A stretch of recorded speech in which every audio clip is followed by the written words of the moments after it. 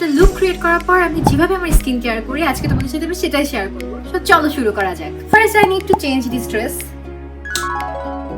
আজ যেহেতু আমি আমার হেয়ারে অনেক বেশি হিট অ্যাপ্লাই করেছি, তো স্কিন কেয়ারের আগে আমি একটু হেয়ার কেয়ার করে নিই।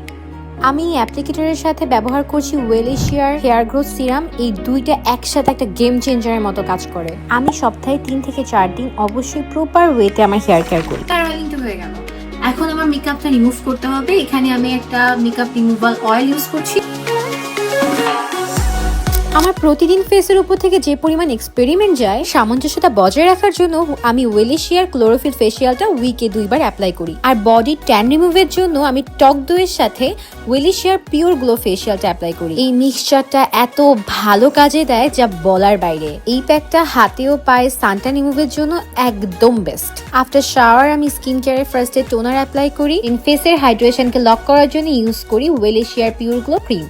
মেকআপ করো আর না করো, স্কিন কেয়ার করা কিন্তু মাস্ট। আমি প্রতিদিন একটা সার্টেন টাইমে বসে আমার স্কিনটাকে খুব ভালো মতো প্যাম্পার করি, কারণ স্কিন তো তোমার, টেক কেয়ারটাও তোমার করতে হবে।